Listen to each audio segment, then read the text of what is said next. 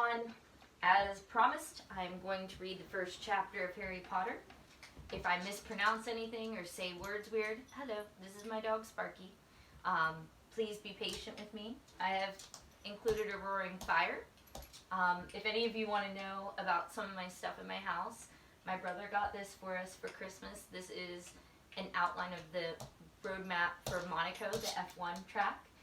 That is a picture my husband took when we were in Hawaii, and of course, this is our first state football championship, our second state football championship, and a tiger. I have a lot of tiger stuff in my house. So, again, if I stumble over words or don't read correctly, please be patient with me, as it's been a long time since I've read out loud to anyone besides my son, who doesn't usually notice.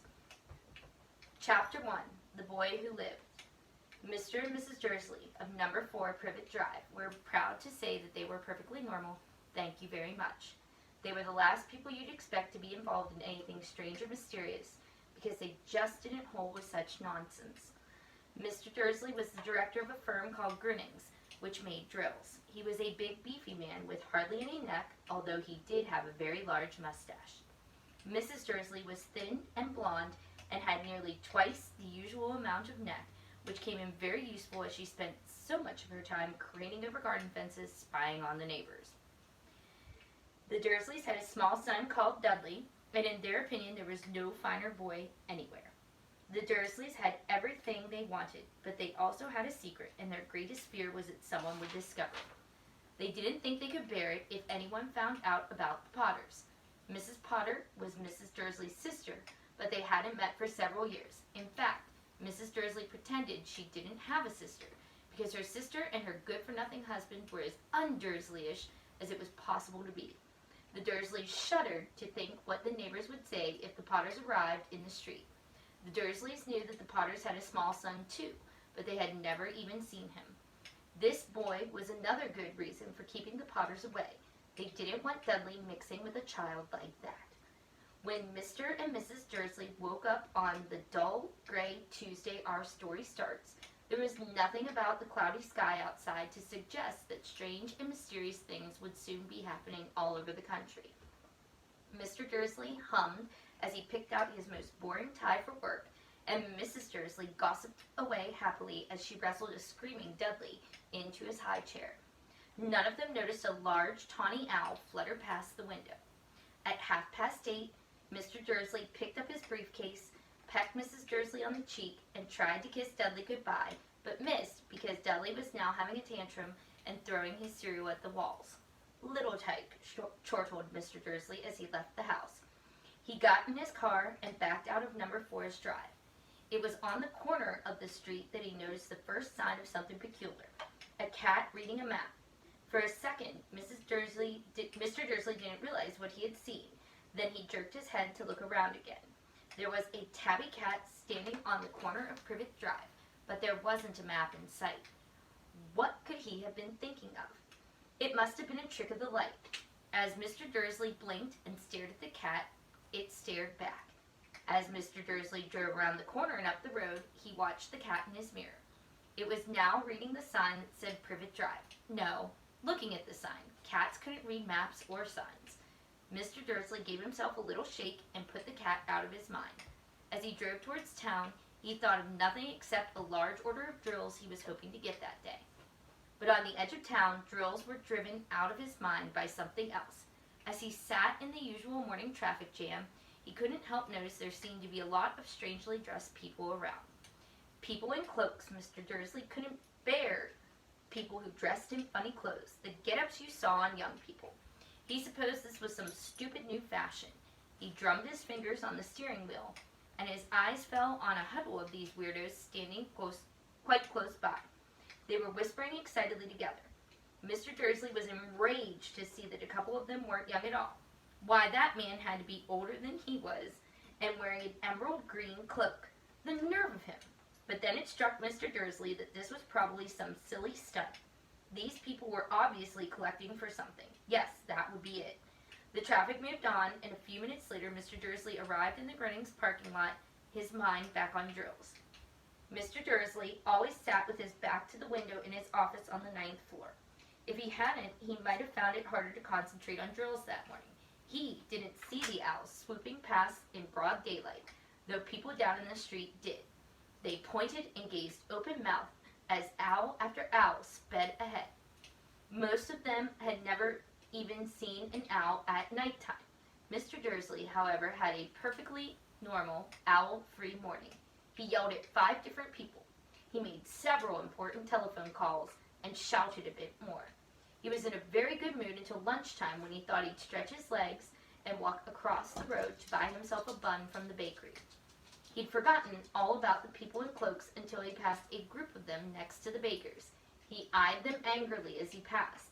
He didn't know why, but they made him uneasy. This bunch were whispering excitedly too, and he couldn't see a single collecting tin. It was on his way back past them, clutching a large donut in a bag, that he caught a few words of what they were saying. The Potters, that's right, that's what I heard. Yes, their son Harry. Mr. Dursley stopped dead. Fear flooded him. He looked back at the whisperers as if he wanted to say something to them, but he thought better of it. He dashed back across the road, hurried up to his office, snapped at his secretary not to disturb him, seized his telephone, and had almost finished dialing his home number when he changed his mind. He put the receiver back down and stroked his mustache, thinking. No, he was being stupid. Potter wasn't such an unusual name. He was sure there were lots of people called Potter who had a son called Harry. Come to think of it, he wasn't even sure his nephew was called Harry. He'd never even seen the boy. He might have been Harvey. Or Harold. There was no point in worrying Mrs. Dursley. She always got so upset at any mention of her sister. He didn't blame her. If he'd had a sister like that, but all the same, those people in cloaks, he found it a lot harder to concentrate on drills that afternoon, and when he left the building at 5 o'clock, he was still so worried that he walked straight into someone just outside the door. Sorry, he grunted as the tiny old man stumbled and almost fell. It was a few seconds before Mr. Dursley realized the man was wearing a violet cloak. He didn't seem at all upset about almost being knocked to the ground. On the contrary, his face split into a wide smile, and he said in a squeaky voice that made passersby stare, "Don't be sorry, my dear sir, for nothing could upset me today. Rejoice, for you know who has gone at last. Even muggles like yourself should be celebrating this happy, happy day." And the old man hugged Mr. Dursley around the middle and walked off. Mr. Dursley stood rooted to the spot. He had been hugged by a complete stranger. He also thought he had been called a muggle, whatever that was. He was rattled. He hurried to his car and set off for home, hoping he was imagining things, which he had never hoped before because he didn't approve of imagination. As he pulled in the driveway of number 4, the first thing he saw, and it didn't improve his mood, was the tabby cat he'd spotted that morning. It was now sitting on his garden wall. He was sure it was the same one. It had the same markings around its eyes. "Shoot," said Mr. Dursley loudly. The cat didn't move. It just gave him a stern look. Was this normal cat behavior, Mr. Dursley wondered? Trying to pull himself together, he let himself into the house. He was still determined not to mention anything to his wife. Mrs. Dursley had a nice, normal day. She told him over dinner all about Mrs. Next Door's problem with her daughter and how Dudley had learned a new word, won't. Mr. Dursley tried to act normally. When Dudley had been put to bed, he went in the living room in time to catch the last report on the evening news. And finally, bird watchers everywhere have reported that the nation's owls have been behaving very unusually today. Although there have been hundreds of sightings of these birds flying in every direction since sunrise, experts are unable to explain why the owls have suddenly changed their sleeping pattern. The newscaster allowed himself a grin. Most mysterious. And now over to Jim McGuffin for the weather. Going to be any more showers of owls tonight, Jim? Well, Ted, said the weatherman, I don't know about that, but it's not only the owls that have been acting oddly today. Viewers as far apart as Kent, Yorkshire, and Dundee have been phoning in to tell me that instead of the rain I promised yesterday, they've had a downpour of shooting stars. Perhaps people have been celebrating bonfire night early. It's not until next week, folks, but I can promise a wet night tonight. Mr. Dursley sat frozen in his armchair. Shooting stars all over Britain, owls flying by daylight, mysterious people in cloaks all over the place, and a whisper about the Potters. Mrs. Dursley came into the living room carrying 2 cups of tea. It was no good. He'd have to say something to her. He cleared his throat nervously. Petunia, dear, you haven't heard from your sister lately, have you?" As he had expected, Mrs. Dursley looked shocked and angry. After all, they normally pretended she didn't have a sister. "No," she said sharply. "Why?" "Funny stuff on the news," Mr. Dursley mumbled. "Owls, shooting stars, and there were a lot of funny-looking people in town today." "So?" snapped Mrs. Dursley. "Well, I just thought maybe it was something to do with, her crowd." Mrs. Dursley sipped her tea through pursed lips. Mr. Dursley wondered whether he dared to tell her he'd heard the name Potter. He decided he didn't dare. Instead, he said as casually as he could, "Their son. He'd be about Dudley's age now, wouldn't he?" "I suppose so," said Mrs. Dursley stiffly. "What's his name again? Howard, isn't it?" "Harry. Nasty common name, if you ask me."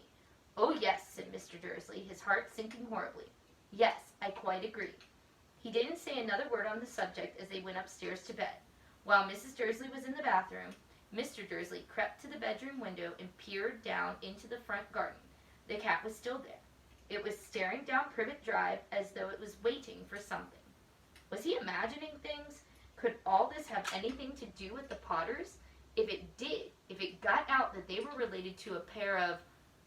Well, he didn't think he could bear it. The Dursleys got into bed. Mrs. Dursley fell asleep quickly, but Mr. Dursley lay awake, turning it all over in his mind. His last comforting thought before he fell asleep was that even if the Potters were involved, there were no reason for them to come near him and Mrs. Dursley. The Potters knew very well what he and Petunia thought about them and their kind. He couldn't see how he and Petunia could get mixed up in anything that might be going on. He yawned and turned over. It couldn't affect them. How very wrong he was. Mr. Dursley might have been drifting into an uneasy sleep, but the cat on the wall outside was showing no signs of sleepiness. It was sitting as still as a statue, its eyes fixed unblinkingly on the far corner of Privet Drive. It didn't so much as quiver when a car door slammed on the next street, nor when two owls swooped overhead. In fact, it was nearly midnight before the cat moved at all. A man appeared on the corner the cat had been watching, appeared so suddenly and silently that you'd have thought he'd just popped out of the ground. The cat's tail twitched and its eyes narrowed. Nothing like this man had ever been seen on Privet Drive. He was tall, thin, and very old, judging by the silver of his hair and beard, which were both long enough to tuck into his belt. He was wearing long robes, a purple cloak that swept to the ground, and high-heeled buckled boots. His blue eyes were light, bright, and sparkling behind half-moon spectacles, and his nose was very long and crooked, as though it had been broken at least twice. This man's name was Albus Dumbledore. Albus Dumbledore didn't seem to realize that he had just arrived in a street where everything from his name to his boots was unwelcome. He was busy rummaging in his cloak, looking for something. But he did seem to realize that he was being watched because he looked up suddenly at the cat, which was still staring at him from the other end of the street. For some reason, the sight of the cat seemed to amuse him. He chuckled and muttered, "I should have known." He found what he was looking for inside his pocket. It seemed to be a silver cigarette lighter. He flicked it open, held it in the air, and clicked it. The nearest street lamp went out with a little pop. He clicked it again. The next lamp flickered into darkness. 12 times he clicked the put outer, until only the lights left on the whole street were two tiny pinpricks in the distance, which were the eyes of the cat watching him. If anyone looked out their window now, even beady-eyed Mrs. Dursley, they wouldn't be able to see anything that was happening down on the pavement. Dumbledore slipped the put-outer back inside his cloak and sat down on the street towards number 4, where he sat down on the wall next to the cat. He didn't look at it, but after a moment he spoke to it. "Fancy seeing you here, Professor McGonagall." He turned to smile at the tabby, but it had gone. Instead, he was smiling at a rather severe-looking woman who was wearing square glasses the exact shape of the markings the cat had around its eyes. She, too, was wearing a cloak, an emerald one.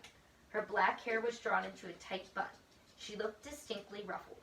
"How did you know it was me?" she asked. "My dear Professor, I've never seen a cat sit so stiffly."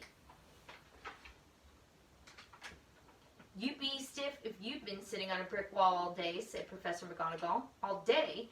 When you could have been celebrating? I must have passed a dozen feasts and parties on my way here." Professor McGonagall sniffed angrily. "Oh yes, everyone's celebrating all right," she said impatiently. "You'd think they'd be a bit more careful, but no. Not even the Muggles have noticed something's going on. It was on their news." She jerked her head back at the Dursleys' dark living room window. "I heard it. Flocks of owls, shooting stars. Well, they're not completely stupid. They were bound to notice something. Shooting stars down in Kent. I'll bet that was Dallas Diggle. He never had much sense." "You can't blame them," said Dumbledore gently. "We'd had precious little to celebrate for 11 years.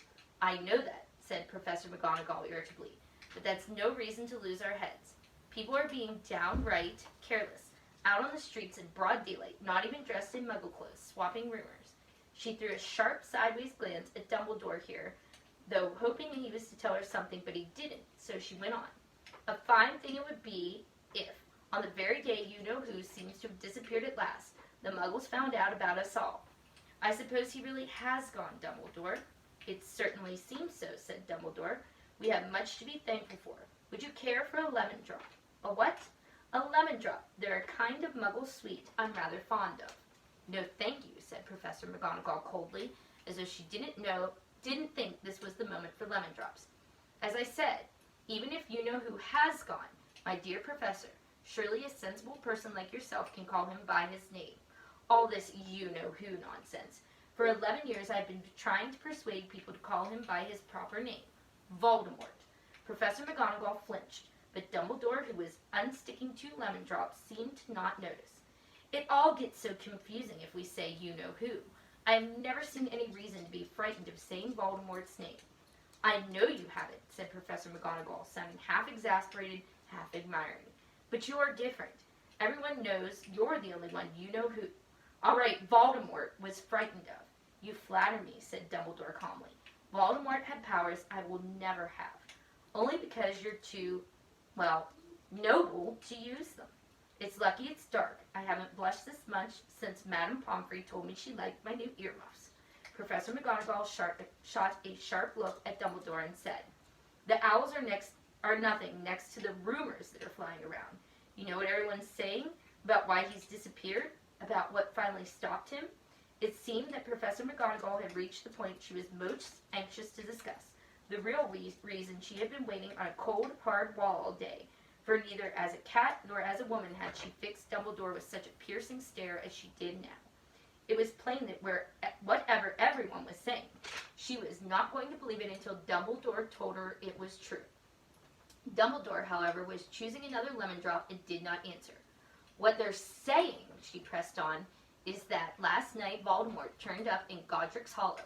He went to find the Potters. The rumor is that Lily and James Potter are that they're dead." Dumbledore bowed his head. Professor McGonagall gasped. "Lily and James? I can't believe it. I didn't want to. Oh, Albus."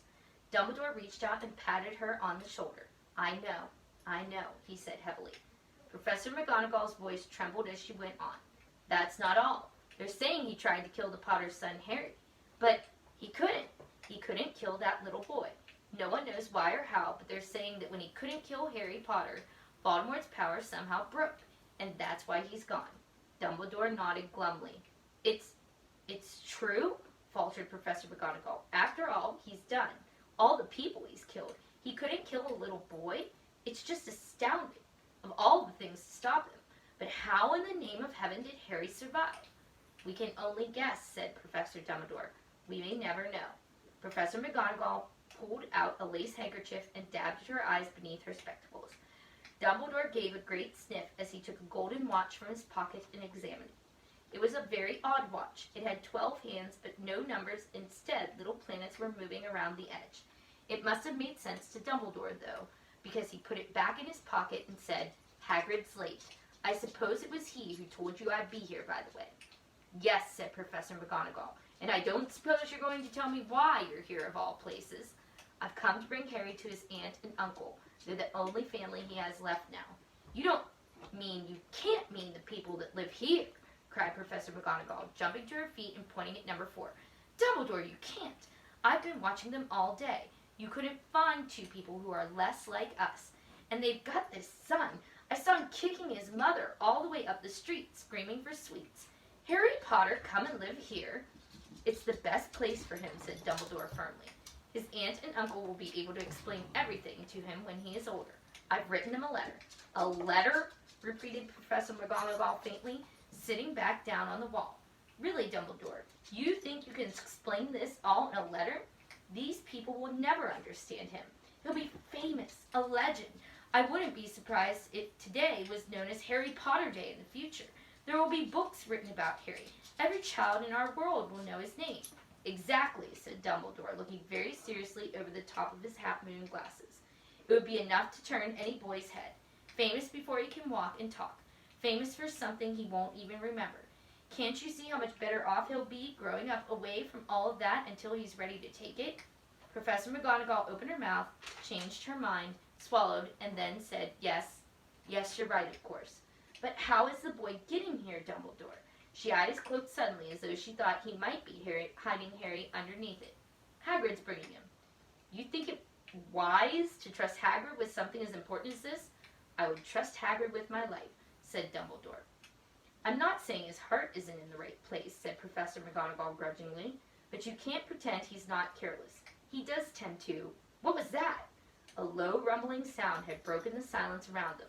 It grew steadily louder as they looked up and down the street for some sign of a headlight.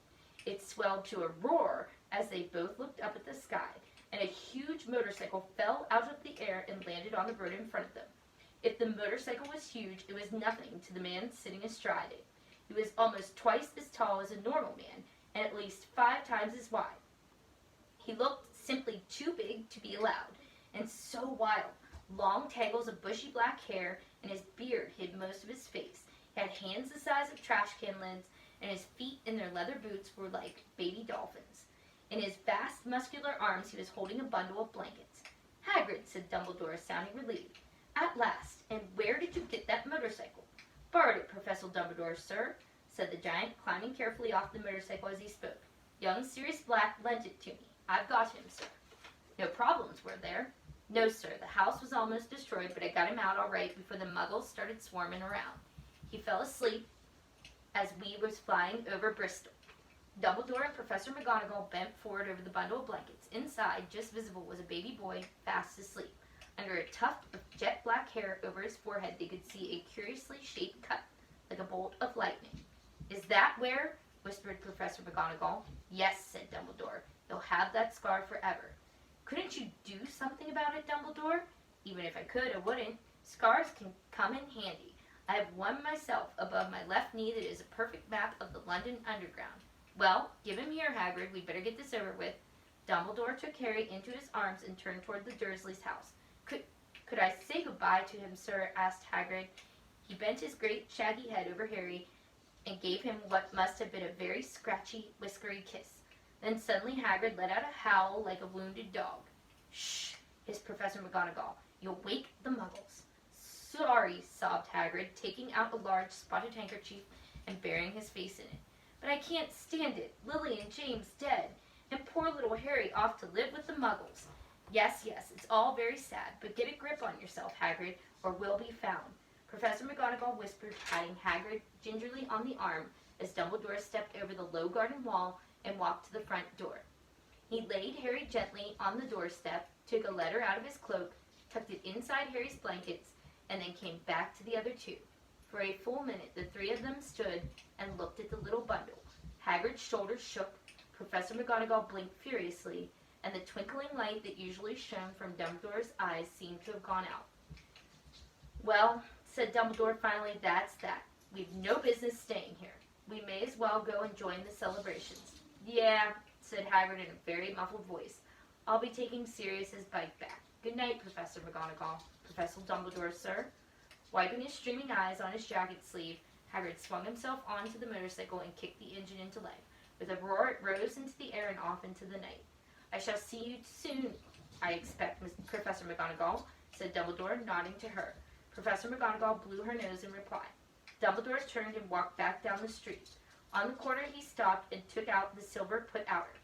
He clicked it once, and 12 balls of light sped back into the street lamps so that Privet Drive glowed suddenly orange, and he could make out a tabby cat slinking around the corner at the other end of the street. He could just see the bundle of blankets on the step of number 4. Good luck, Harry, he murmured. He turned on his heel and with a swish of a cloak he was gone. A breeze ruffled in the neat hedges of Privet Drive, which lay silent and tidy under the inky sky, the very last place you would expect astonishing things to happen. Harry Potter rolled over in his blankets without waking up. One small hand closed on the letter beside him, and he slept on, not knowing he was special, not knowing he was famous, not knowing he would be woken in a few hours' time by Mrs. Dursley's scream as she opened the front door to put out the milk bottles, nor that he would spend the next few weeks being prodded and pinched by his cousin Dudley. He couldn't know that at this very moment, people meeting in secret all over the country were holding up their glasses and saying in hushed voices, "To Harry Potter, the boy who lived." And that is chapter 1. Again, we're going to be reading these periodically, so subscribe to my YouTube channel so that you can get the rest of the book. And have a great St. Patrick's Day.